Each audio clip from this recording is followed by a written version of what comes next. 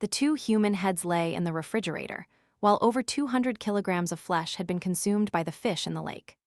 I, a former surgeon, dismembered the bodies in silence, pressure-cooked the remains until they disintegrated, mixed the flesh with fish bait, and scattered it into the lake as if nothing had ever happened. The police searched for camera footage, examined the sewage system, and meticulously scoured every brick, yet found no trace of bone. I stroked my daughter's hair, smiling at my wife. Don't buy fish from the lake shore, it's just not clean. Early that morning, as I held my daughter, I heard a commotion outside. Suddenly, someone knocked. I opened the door to find police officers standing there. The anti-theft door of apartment 1603 stood wide open. Officers moved in and out. A crowd had gathered around the elevator, the building manager and our neighbors on the same floor. Everyone looked horrified. "What's going on?" I asked directly. The middle-aged officer pointed at my apartment. "There's a case we need your cooperation with. Are your cameras working normally?" I pulled out my phone, opening the app to check the cameras. At that moment, another officer took my phone. The middle-aged officer continued to look at me, asking cordially, "Could we come in and talk for a moment?" I stepped back, allowing him into the living room. As he entered, he glanced around, his eyes settling on my daughter. "What a beautiful baby. How old is she?" 11 months. "Then her first birthday celebration is coming up soon, isn't it?" The officer teased my daughter for a moment, then abruptly asked, "Is it just you at home? Where's your wife?" "She was upset and went back to her mother's." The officer chuckled. "Young couples squabbling is common. By the way, what do you do for a living? Why aren't you at work?" "I'm an online novelist. I don't need to go out to work. I usually just stay home, write, and look after my child." The officer immediately looked impressed. "That's a good profession. When I was young, I also wanted to write novels, but it's very time-consuming. You enjoy reading novels, then? What kind do you write? What's your pen name? I'll look it up tonight." "I write all sorts. Recently, mostly detective fiction. My pen name is Nine Skies." The officer nodded, committing it to memory. A moment later, he asked, "What's your relationship with your neighbors like?" I didn't hide it. Honestly, our relationship is like fire and water. You could say they're sworn enemies. That couple is infamous for being brazen and shameless in this building, very greedy. Having neighbors like that is truly bad luck for 8 generations. After my rant, I asked, "Did something happen to them? Is that why you're here so early?" "The couple has been murdered," the officer said, sweeping his gaze over me from head to toe. "How long have your cameras been installed outside your door?" "Almost a year," I replied. "A few months ago, my daughter had stomach issues and cried a lot. They knocked on our door, complaining about the noise, demanding we move out. They even said they slapped my wife. After we reported it to the police for mediation, we installed the cameras." The officer pressed, "That happened too, did it? Any other altercations?" I bristled. "Of course, we've reported them 5 or 6 times, but every time after mediation, they'd start trouble again. My wife went back to her mother's out of anger." The officer raised an eyebrow. "When was the last altercation? What was the cause?" I snapped impatiently. "I forgot. Hey, are you suspecting me? Treating me as a suspect for interrogation?" The officer merely smiled. "Don't overthink it, we don't mean that. You're a crime novelist, you must know our job when a murder occurs is to investigate, probe, and gather clues." "Then you've got the wrong person. Even if my neighbors and I have been at odds for months, I haven't said a word about them. I haven't left the house any day, except to take out the trash. This early in the morning, I don't have time. I still need to put my child back to sleep." Seeing my intention to send him away, the officer didn't get angry. He simply signaled his colleague, who had finished copying my phone's data, to return it to me. At noon, after feeding my daughter and putting her to sleep, I stealthily slipped out of the house. Outside, the police were still busy investigating apartment 1603. I approached my neighbor from apartment 1602 and quietly asked, "Mr. Lee, what happened? This building is usually so peaceful. How could there be a murder?" Mr. Lee, a very enthusiastic man who often chatted with me, had been gossiping all morning. Seeing me, he immediately spilled the beans. "There's new information, it's about the Dews. Elder Dew must have offended someone. Oh my God, the methods were brutal. I heard that besides finding Mr. Dew's head in the refrigerator, nothing else was found. The killer was truly merciless. No one knows where Mrs. Dew's body is. I said doubtfully, no way. This building has surveillance cameras everywhere in the elevators, emergency exits, everywhere. How could such a large body disappear without a trace? Mr. Lee lowered his voice conspiratorially. That's why they say the killer is truly cunning. The building manager said they checked all the surveillance footage, but didn't see anyone entering the Dews' apartment. Now they suspect someone familiar on this floor committed the crime, dismembered the Dews, and flushed them down the toilet into the septic tank. Mr. Lee suddenly slapped his thigh. Damn, I forgot. They'll definitely cut off the water to drain the septic tank. I need to go home first and fill up some water for daily use. You have a small child, you should do the same. They won't cut the water for a few days. Seeing Mr. Lee rush back home, I turned and headed towards my own apartment.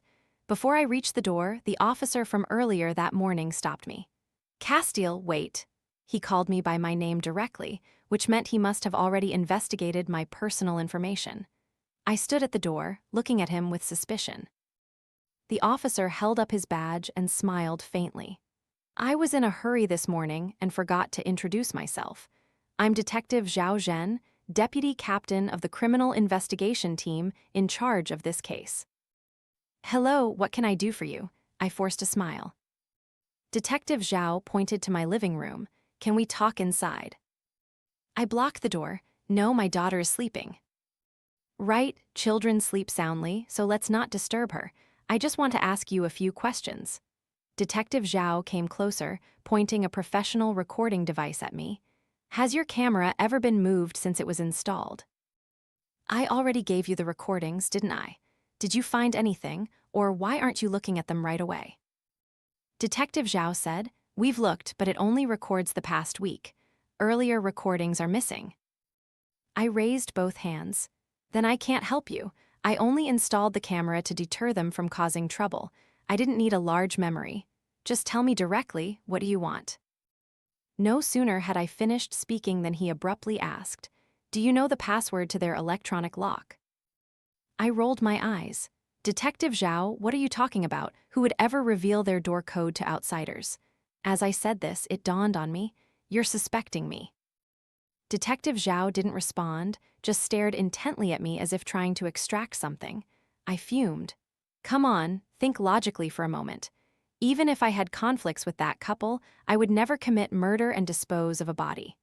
My daughter is still so young. How could I possibly kill someone over trivial disputes and get entangled in legal trouble? Detective Zhao waved his hand. Don't be tense, I'm just asking. Just asking? This is blatant suspicion. This is murder and dismemberment. What nerve do I have to do something like that? Under suspicion, I started to lose my temper. Detective Zhao calmly replied, whether others have the guts, I don't know, but you certainly do. We just checked.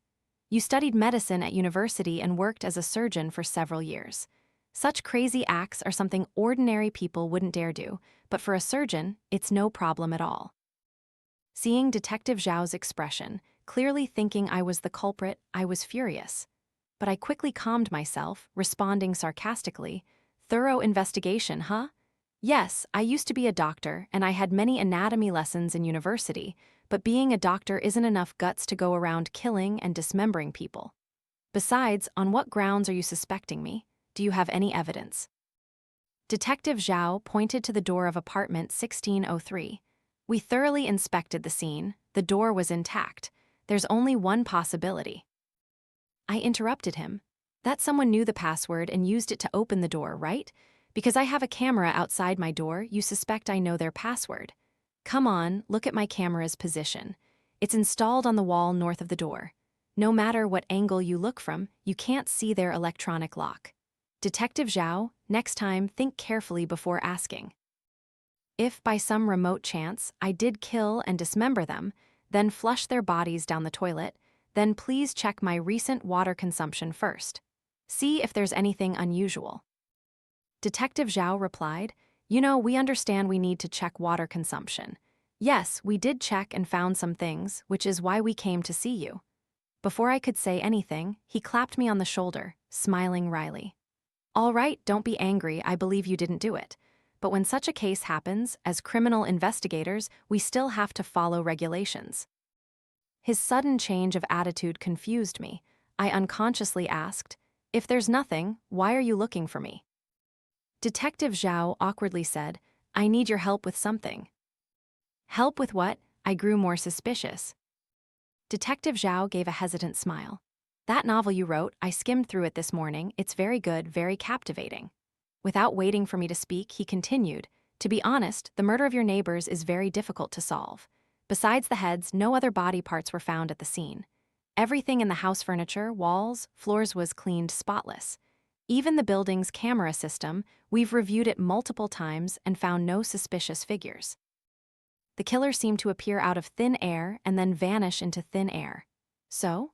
He paused, looking at me with a half-smile. "I see you write crime stories so well, you must have a good understanding of criminal psychology and behavior. Consider this a favor I owe you. Could you help me analyze how the killer infiltrated, committed the murder, and disposed of the bodies?" Despite Detective Zhao's seemingly earnest plea, I paid no mind to his feigned attitude. I knew he was probing me. Mr. Lee had mentioned that earlier that morning, the police had requested the building management to provide all surveillance camera footage for the residential area, especially from the elevators and emergency exits. They had checked multiple times but found nothing unusual. This meant that only residents on our floor could have committed such a crime. Our building has 2 elevators and 4 apartments. 1601 and 1602 are on the east, 1603 and 1604 on the west. Both sides are connected by a corridor. Because the corridor is open, it could be captured by cameras from building number 8 opposite. Therefore, the most likely culprit could only be me, in apartment 1604. This was not difficult to figure out. Detective Zhao's words, asking for help or analysis, were all meant to extract information from me. Perhaps in his heart, Detective Zhao had already decided I was the killer of the Dews, but lacked evidence, which was why he was being so polite. But I was shrewd, not foolish. This was a murder case, why would I get involved? If I jumped into the Yellow River then, I still couldn't wash away the crime, so I flatly refused. "Sorry, Detective Zhao, I'm truly helpless. You see, my daughter is still small and I'm raising her alone. I have to take care of her, do laundry, cook, and earn money. I really don't have the time." I then grumbled about the difficulties of being a single father, hoping Detective Zhao would understand. To my surprise, I had underestimated his brazenness. He wouldn't let me go. "No problem, let's just chat. And also, I should let you know, your wife is on her way back." "What did you say? My wife is very timid. She usually can't even touch raw meat and she screams at the sight of blood. A new case just happened. Calling her back would only cause more trouble." I eagerly pulled out my phone, intending to call my wife. Before I could dial, Detective Zhao snatched the phone, his face turning cold again. "Why are you suddenly worried? Is there something you can't let her reveal?" I was about to argue, but he coldly said, "A murder has occurred. We must investigate. If it weren't for your young daughter, we would have already taken you to the station. Sit still here, wait for your wife to arrive, and then we'll all go together." His words were clear. He no longer needed to pretend. I gave up. "So, you already have a procedure, don't you? Aren't you afraid of arresting the wrong person?" Detective Zhao patted my shoulder. "Don't worry, we have plenty of time. I hope you think carefully. Novels are always just novels, not reality. Real-life police are completely different from what you write in books." Seeing Detective Zhao so confident, I paid him no mind, turned back into the apartment and tossed out a parting shot. "Then wait here." In the bedroom, I hugged my sleeping daughter, kissing her repeatedly, unable to let go. Only when my wife returned did I reluctantly go downstairs. "Lily," my wife was about to say something, but glimpsing the 2 female officers behind her, I quickly stepped forward and embraced her. "It's okay, it's just a routine questioning. I'll be home in a few days. You've had it tough. The baby formula needs to be given every 6 hours, 150 ml each time. Don't give too much solid food between feedings, or she'll get bloated." I endlessly lectured her on childcare until Detective Zhao pulled me away amidst my wife's sobs. Seeing this, I angrily snapped, "What are you crying for? I'm cooperating with an investigation, not going to a death sentence. You're an adult, why do you only know how to cry when something happens? Besides crying, what else can you do?" My scolding only made my wife cry louder. Our daughter, sleeping in her arms, woke up and cried along. The house was immediately filled with piercing wails. I walked vexedly up to Detective Zhao, angrily declaring, "This is what you wanted to see, isn't it? When this case is over, I will definitely file a complaint against you." Detective Zhao said nothing, just coldly waved his hand, signaling his colleagues to escort me to the interrogation room of the Criminal Investigation Unit. For the first time in my life, I was at a police station, sitting in an interrogation chair, frightened and finding everything strange. Yet, as seconds and minutes ticked by, I waited for several hours, but Detective Zhao didn't return, nor did anyone come to take my statement. Soon, my patience ran out because I was so bored and had nothing to do. I was confined in a room less than 10 square meters, dimly lit, the lights not even turned on.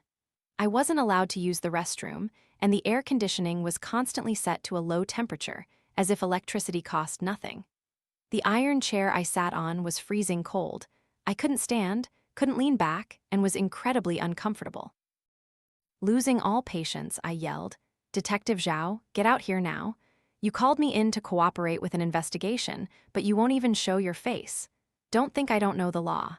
Even as a suspect, you must treat me with dignity.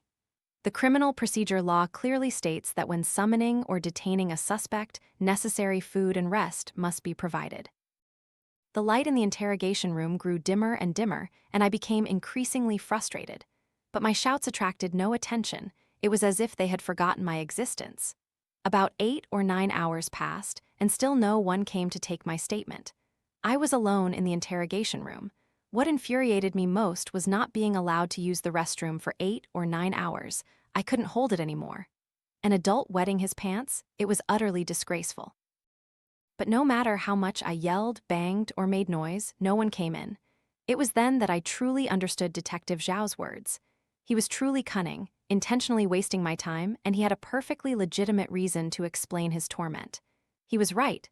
Novels are novels, reality is reality. Real-life police investigations are completely different from those in books, and I was utterly helpless.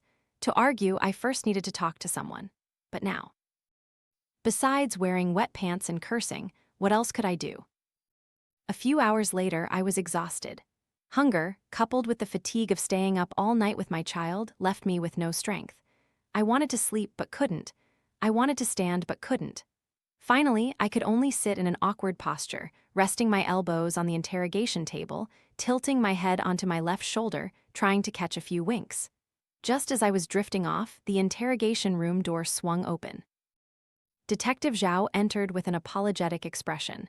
As soon as he came in, he said, Sorry, there was too much to investigate. I've kept you waiting too long."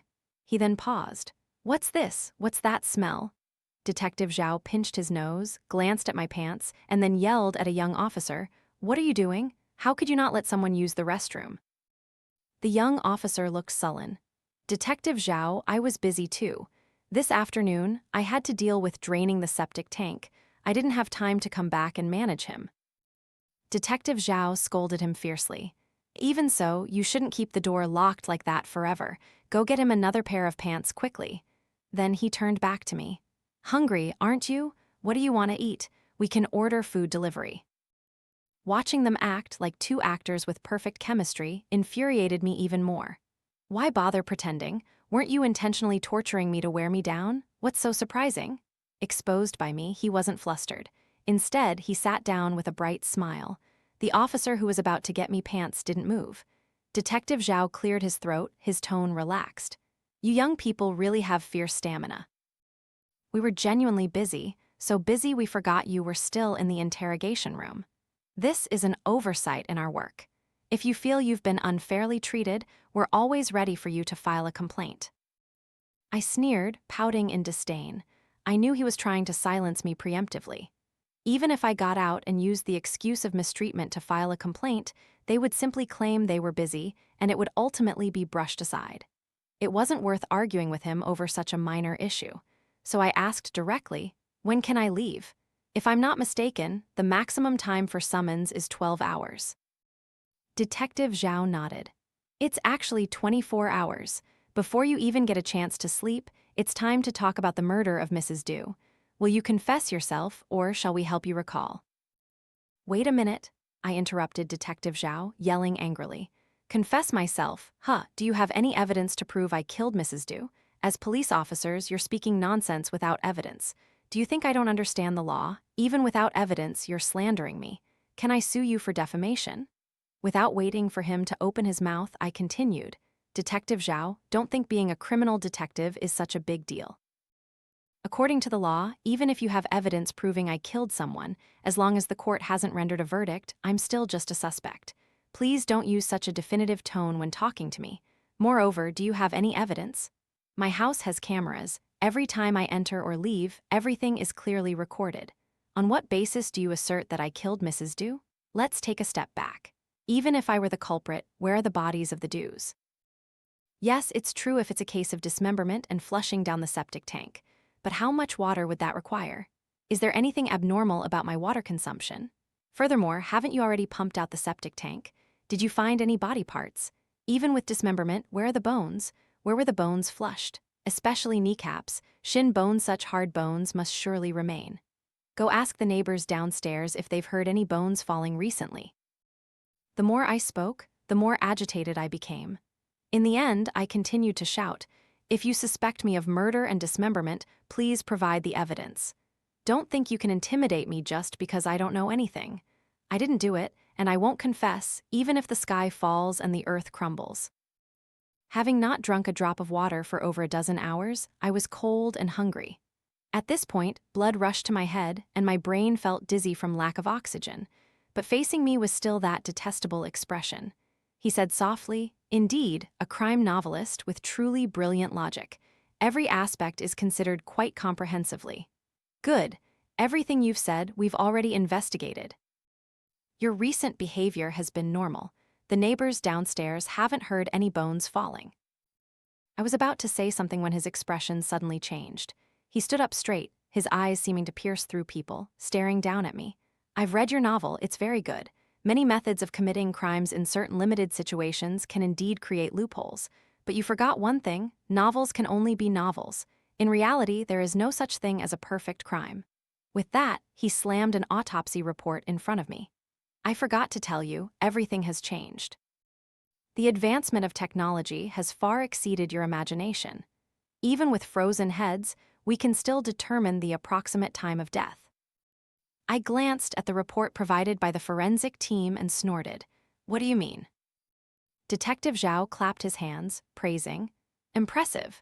Sometimes I have to admire you online writers. Your composure is truly strong. Is it because you write so many crime novels that you've simulated every possible situation to the point where even with evidence staring you in the face, you can remain calm? Enough talk. Just tell me what you want directly, or if you don't have evidence, just arrest me. I don't want to beat around the bush, get straight to the point.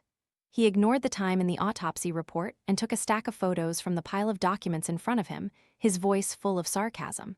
Clever tactics. Murdering and dismembering them days ago, then hiding the bodies in the refrigerator. After that, using the excuse of taking out the trash daily to dispose of the bodies. Did you think you could fool us? With that, he threw the pile of photos in front of me. Dozens of pictures, all taken from the elevator camera, recording my daily elevator rides and the items I carried. It seemed he wasn't idle today. He had investigated me quite thoroughly. If he thought these things could intimidate me, he was dreaming. Seeing his confident expression, I burst out laughing, because I had been waiting for this very moment. The moment he pulled out these things, he had already lost. Excellent, Detective Zhao. It would be a waste if I didn't write novels. Haha, to come up with such a thrilling plot, you truly have the talent for detective stories. I leaned forward, slamming my hands repeatedly on the table, creating a resounding thud. Perhaps my words had provoked him. His face turned ashen, and he slammed the table as he stood up, roaring, "Castiel, pay attention. This is an interrogation. Insolence is not allowed." I scoffed. Insolence? Why insolence? I'm praising you. Without waiting for him to speak, I spoke first. Detective Zhao, as a police officer specializing in criminal investigation, I am not your equal in professional skills. But when it comes to logical deduction, I have never been convinced by anyone. Your recent deduction has too many loopholes. Seriously, just that one sentence, any seasoned detective fiction reader could spot the flaw. Detective Zhao snorted, trying to suppress his anger. I wasn't afraid of provoking him. I said directly, "Firstly, you said I killed and dismembered them days ago, then used the excuse of taking out the trash daily to dispose of the bodies. Isn't that ridiculous? Those were bodies. Where would I dump them? Public trash cans? What about the sanitation workers who collect trash in the complex? Most importantly, if I really killed and dismembered them and disposed of the body parts, then why were the two heads still in the refrigerator? Why not dispose of them too? Also, you just said I killed the couple days ago. If the dudes had been missing for that many days, why didn't their relatives, friends, or colleagues at work discover it? Why wait until today for someone to report it?" I continuously mocked the logical flaws in Detective Zhao's words. Finally, I pointed at the stack of photos, which he called evidence without mercy. "Eyes are very useful and important, Detective Zhao, but unfortunately you don't have them. Look closely. The trash bags I threw away were all transparent. You can clearly see what's inside. If your eyes are faulty, you should at least know the address of the waste treatment plant. Go find it. Don't tell me you haven't looked already. If you don't even have that basic knowledge, it's truly shameful." Although I knew that the more I spoke, the more mistakes I might make, seeing Detective Zhao's smug expression, if I said nothing, he would certainly not let me off easily. After understanding the situation, he lit a cigarette, took a deep drag, and said, "Criminal profiling also requires a factual basis. You don't even know the basic situation of the case, so what are you analyzing?" Detective Zhao conceded, hastily saying, "Easy, I'll briefly tell you about the case. The situation is pretty much what you've heard. We received the report around 6 a.m. "Who reported it?" I asked. Detective Zhao replied, "The building manager." Hearing it was the building manager, I was startled and asked suspiciously, "Why would the building manager report it?" Detective Zhao said, "The building manager said that the family had owed management fees for a long time and they regularly went to collect the money. It used to be fine. The couple, though without money, would still open the door. But recently, there's been no activity. Initially, they thought the family had moved, but when they checked the cameras, they found that the family had entered the apartment 2 weeks ago and hadn't come out since. Fearing something had happened, they reported it to the police." "Is that so? Continue," I said, flicking my cigarette ash, signaling Detective Zhao to proceed. Detective Zhao continued, "Initially, local police came. They forced open the door, and there was no one inside. After searching for a while, they accidentally discovered human heads in the refrigerator and immediately notified our criminal investigation unit. You've probably heard what happened next. We've used every method to investigate, but besides the couple's heads, we found nothing else." I asked, "No traces at all. Fingerprints, footprints, leftover blood, signs of a struggle?" Detective Zhao shook his head. "No, the crime scene was meticulously cleaned." Hearing that, I was puzzled. Impossible. Usually, murder and dismemberment leave a lot of blood, staining the floor, chairs, sofas, walls. No matter how thoroughly cleaned, traces would still be found. Detective Zhao sighed. "That's precisely the baffling point. We've tried every method and still found nothing. We're also wondering how the killer actually murdered them and then dismembered them. The methods were too skilled. Perhaps this isn't their first time." With that, Detective Zhao stared intently into my eyes. "And the camera system, it's impeccable. From the community gate to the lawn, then the elevators and emergency exits, there are almost no blind spots, yet we couldn't find the killer anywhere. Tell me, where did the killer come from?" Detective Zhao spoke very specifically, but his words reeked of an attempt to elicit a confession. His eyes stared at me from beginning to end, as if wanting to see through me. I had to admit that criminal detectives had very shrewd investigative minds. Perhaps they had suspected me from the start. This was precisely because the community's security cameras were so comprehensive. But strictly speaking, after exiting the elevator, as he mentioned, there was a turn in the anti-theft corridor, and apartments 1603 and 1604 were adjacent. The common corridor area between the two apartments was the only blind spot where the murder could have occurred. While no one wants the building management to install cameras at their own door, monitoring every action, that blind spot, along with many other shortcomings, proved that the resident of apartment 1604 was the most suitable for the conditions of the crime.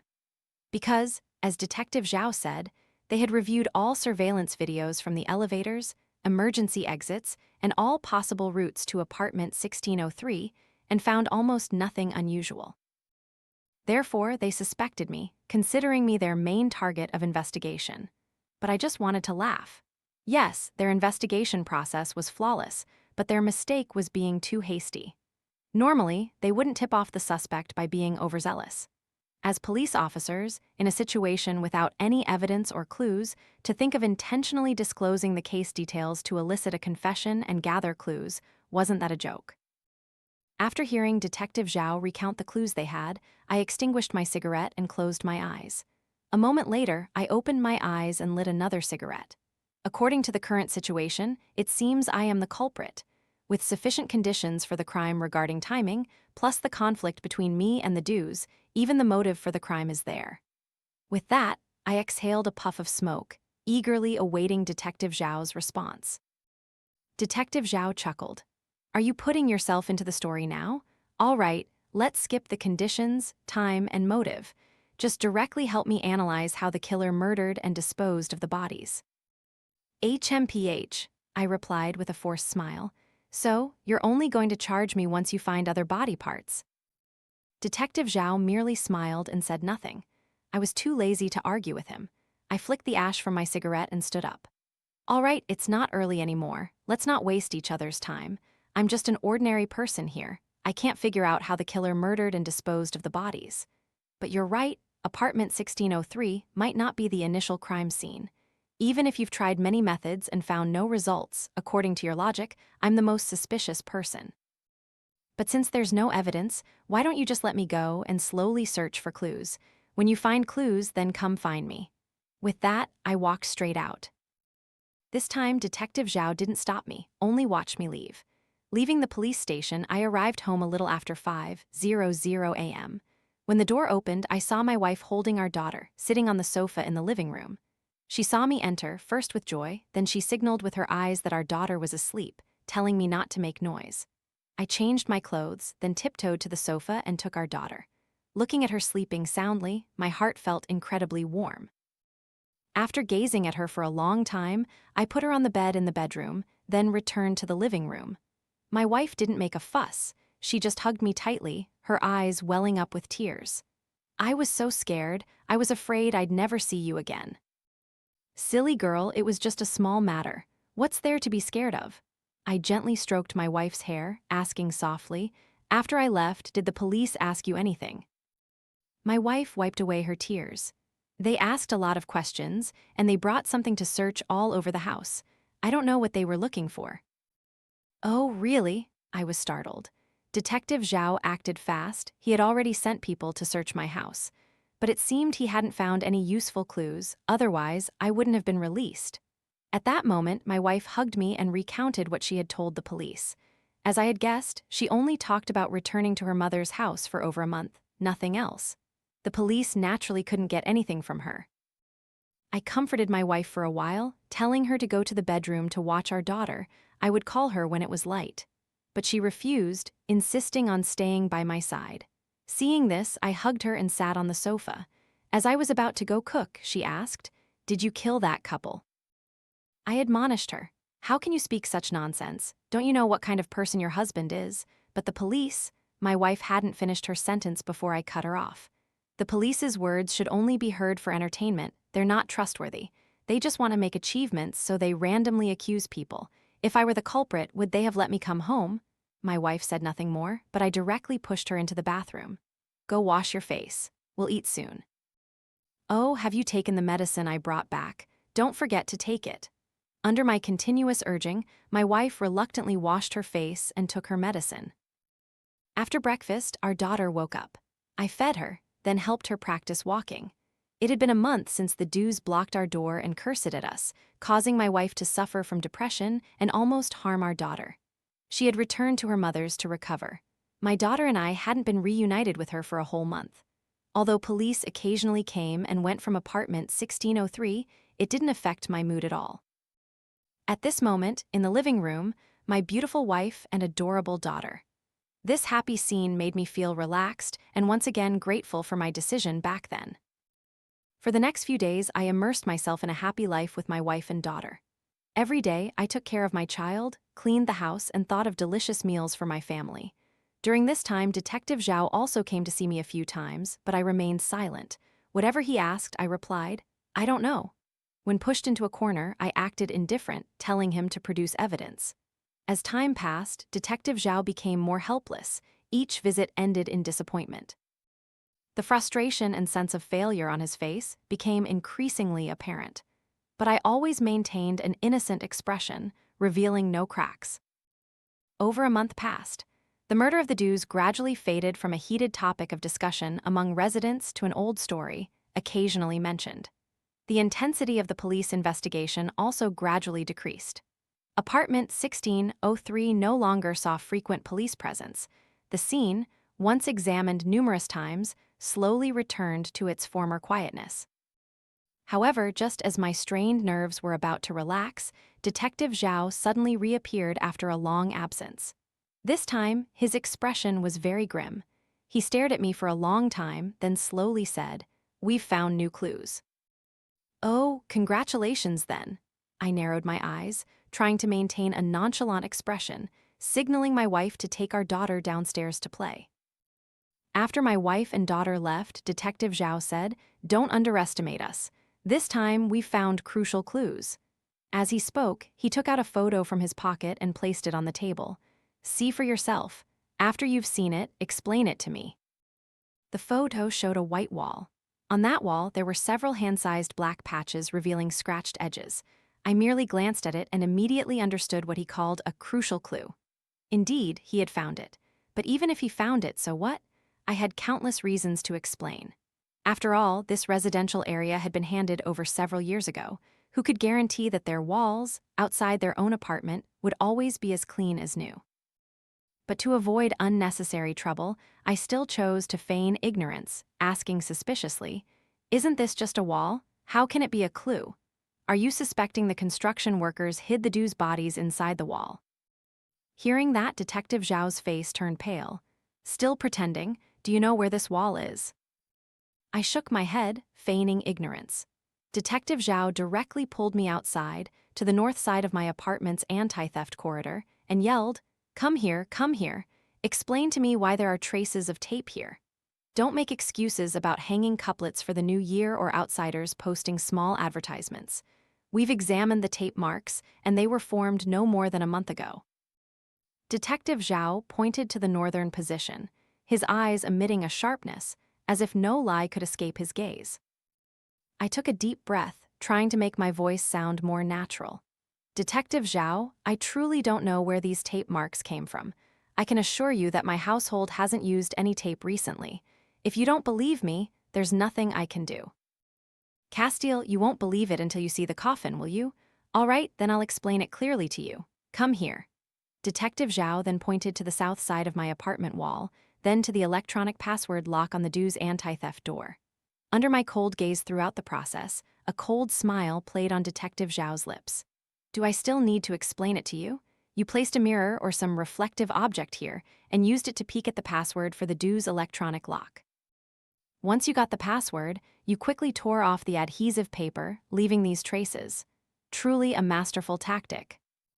Detective Zhao spoke clearly, his eyes revealing a self-assured understanding of human nature. Seeing that I didn't object, he became even more emboldened. "If I'm not mistaken, you've known the Dews' password for a long time, haven't you? You've been waiting for this opportunity to act, haven't you?" Detective Zhao's voice was full of questioning and provocation, seemingly wanting to break my psychological composure. However, I remained silent, quietly listening to Detective Zhao's inferences, listening to him describe how I used the password to open the door in the middle of the night, broke into the house, committed murder, and dismembered the bodies. After Detective Zhao finished speaking, I clapped my hands mockingly. "Bravo, truly bravo." After hearing that, I even thought I really was the killer. Or am I not? Detective Zhao responded coldly. I shrugged, then raised 3 fingers. "Your story is very engaging, but the logic is completely flawed. I'll just ask you 3 questions. If you can answer them, I'll go with you, no matter how you handle me." Without waiting for Detective Zhao to open his mouth, I quickly said, First, you said I stuck a reflective object, like mirror paper, on the corner of the wall opposite the camera to steal their anti-theft door password. Do you have any evidence? Mirror paper, a mirror, or anything with my fingerprints, I'll admit to it. Detective Zhao was speechless with anger. I scoffed. No evidence, yet you talk nonsense. Are you a criminal detective? Don't you know the difference between a clue and evidence? You don't even have evidence and you're already dreaming. The court will rule based on the presumption of innocence until proven guilty. After questioning him, I continued. Secondly, in your analysis, I must have broken into the house in the middle of the night. So please tell me why you didn't find any bloodstains or signs of struggle when you examined the Du's house. Don't tell me there wouldn't have been a huge commotion. Did the couple obediently let me kill them? Most importantly, where's the blood? Dismembering a head would release so much blood. Even with advanced technology today, no matter how thoroughly cleaned, technical means would still find traces of blood on walls, sofas, or fabrics for months. If I truly broke in late at night, why didn't you find any traces? Didn't you suspect earlier that their house wasn't the original crime scene, and even sent people to search my house? Detective Zhao still couldn't answer my second question, his face terribly grim, so I continued to mock him. Last question, where are the bodies? The couple combined, minus their heads, must have been over 200 kilograms. Do you know how much 200 kilograms of meat is? If not, please go to the market and see how big 200 kilograms of meat is. What genius ability do you have to make them disappear without a trace? 3 consecutive questions hit Detective Zhao's weaknesses. Seeing that he couldn't answer anything, I said even more triumphantly, "Didn't you investigate me? What I did every day in the month before the incident you know better than anyone, right? Furthermore, you also searched my house. Did you find any evidence? If you have evidence, you're always welcome to come and arrest me. If you don't have any evidence, please stop bothering me." After saying the last sentence, I ignored him and walked straight towards the elevator. At the elevator door, I deliberately waved at him with a provocative gesture, and at the same time pointed to the camera inside the elevator cabin. "Detective, you said one thing wrong. Technology is indeed very advanced, it's truly useful, but you can never in this lifetime pin a murder charge on me." As the elevator doors opened, I laughed triumphantly. "Haha, criminal detectives, huh? I thought you were so formidable." Just as I stepped into the elevator, Detective Zhao's furious roar echoed beside me. "Castile, just you wait. I will definitely find evidence of your crime. If 1 month isn't enough, I'll use a year. If a year isn't enough, I'll use 10 years. I will pursue you relentlessly for the rest of your life. I'll follow you until you can't eat or sleep peacefully. I'll make you lose sleep and appetite. Don't think you can escape the retribution of the law." Detective Zhao's voice was filled with determination and ferocity, like a fierce hunting leopard that had locked onto its prey, refusing to give up until its goal was achieved. As for me, though my exterior remained calm, my heart couldn't help but feel a chilling cold. I knew that from this moment on, the true contest between Detective Zhao and me had just begun. But was I scared? No, I wasn't scared, not one bit, because I knew my methods well. As long as I didn't confess, he would never find evidence of my crime. After all, too much time had passed. The bodies of the couple must have vanished from the face of this earth. As I went downstairs, seeing my wife leading our daughter playing on the slide in the playground area, a long-lost feeling of happiness washed over me. Yes, the Dews were killed by me. From the very first time they caused trouble, even slapping my wife in front of our daughter, I had harbored the intention to kill. It was just that my daughter was too young at the time, and my wife always advised me to endure. Plus, I hadn't yet devised a perfect method for the crime, so I held back. However, the truth was, the more I conceded, the more they encroached. My patience ultimately led the Dews to mistake me for a coward and think I was easy to bully. Every few days, they would come to cause trouble. From the initial complaint about my child's crying to finally blaming me and dumping trash outside my door, their provocations became increasingly severe. They slowly challenged my limits, step by step stimulating the desire to kill within me. Until finally, when my daughter had just learned to crawl, crawling everywhere looking for toys, the husband used the excuse that the toy noise was too loud, frightening my daughter into hysterical tears. This also triggered my wife's postpartum depression, nearly harming our daughter. I couldn't endure it any longer. Everyone is born of parents. Which infant doesn't grow up crying? Which child doesn't cry when they're young? Was it because the couple had no children that they forbade their neighbors from having children? Such unreasonable neighbors, if I didn't kill them, should I leave them to celebrate the new year? I spent a month designing a perfect murder method, while also sending my wife to her mother's to rest. Just as Detective Zhao had guessed, I had done something to the wall to discern the dude's password, then infiltrated their apartment in the middle of the night to kill them. But my subsequent methods of crime were completely different from what Detective Zhao had guessed. As for chopping off the heads of the dudes and putting them in the refrigerator, I did that on purpose. The goal was to cleanse myself of suspicion from another angle, because I knew our community had many security cameras. If I simply broke in and murdered them, no matter how thoroughly I cleaned up the traces, the police would ultimately still consider me a suspect. I dreaded the hassle of being summoned for repeated interrogations. I still had my daughter. I didn't have time to play these games with them. So, I deliberately left the dudes' heads without destroying them. Because only in this way could I send a signal to the police investigating the case. Even if they suspected me, the strange disappearance of the bodies alone would be sufficient evidence to prove my innocence. After all, I walked under cameras every day, and my trash bags were transparent. How could I transport such a large volume of bodies? And once they couldn't find the rest of the dude's bodies, they couldn't summon me. They could only occasionally investigate. Looking back now, my initial decision was truly brilliant. Even if Detective Zhao was convinced I was the culprit, without evidence, he couldn't take any strong measures against me. Just as I was admiring myself, my wife suddenly approached. The raincoat in the photo, it looks new. Even though the style is identical, I still recognized that it wasn't the raincoat you threw away, was it? I looked up at her, noticing her slightly strained expression, a difficult-to-describe emotion flickering in her eyes. Her hands were clasped tightly together, as if she was trying to suppress the overwhelming emotions within her. This expression made me immediately understand. She was incredibly worried about my situation. So, she knew all along.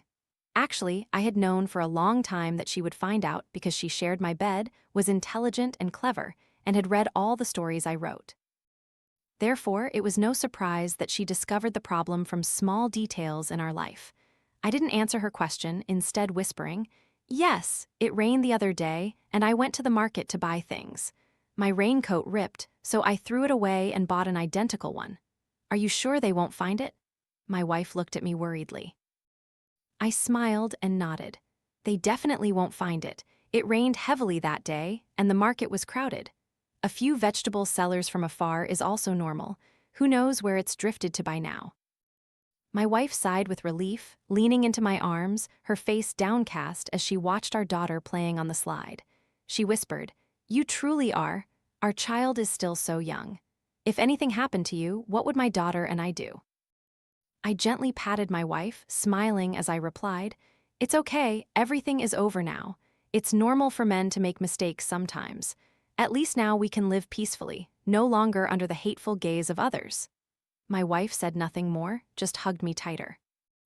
A moment later, our daughter grew tired of playing. She babbled, calling for Daddy and asking me to pick her up.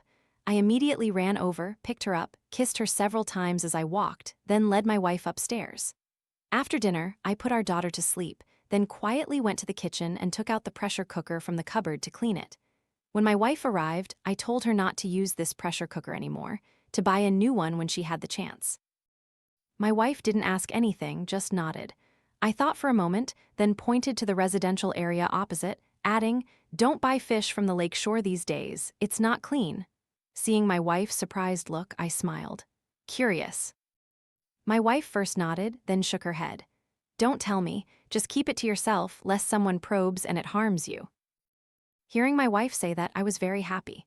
What more could I ask for with a wife like this? She was not only intelligent and beautiful, but also devoted to me. So I teased, "You already know too much." My wife, who often read my writings and had no less logical thinking than I did, immediately retorted, "HMPH, testing me? Without direct evidence, one cannot be convicted. Even if they test the DNA on those fish and figure out the metabolic process, it would be useless. Besides, the pressure cooker has been processed back and forth. At several hundred degrees high temperature, nothing can be tested." Seeing my wife's fluent response, I was delighted. She had figured it out. Although her deduction was made with my hints, she was right. Without direct evidence, no one could be convicted. After all, who could ever figure out that I broke into their house in the middle of the night, used ether to make the Dews unconscious, then strangled them to death, after which I consecutively put them into their refrigerator's freezer compartment, laid on a raincoat, and then dismembered them. Experiments have proven that when a human body is cryoburned at low temperatures and then placed in boiling water, the flesh quickly separates from the bones. As for a frozen body, the blood freezes, so very little blood flows out. As a former surgeon, once the flesh and bones were separated, it was naturally easy for me to detach each bone from the entire body without causing much noise. The pressure cooker could also quickly stew the flesh until it was mushy. With just a little flour, it could be kneaded into various shapes. Then, while going to the market or taking out the trash, I would secretly carry small lumps of this special spiced dough on me and throw them into the lake opposite. This way, only the large fish kept in nets could enjoy a delicious meal, while simultaneously destroying the evidence and clearing myself of suspicion. It's just that 200 kilograms sounds like a lot, but in reality, fish don't eat that much. Because in such a large lake, the fishermen, known as baiting immortals, would use over 2 kilograms of bait each time they fished. It's only a pity for the fish in that lake. I used to love buying fish from there. Although they were farmed, the flesh of large fish living in such natural environments was still very tasty.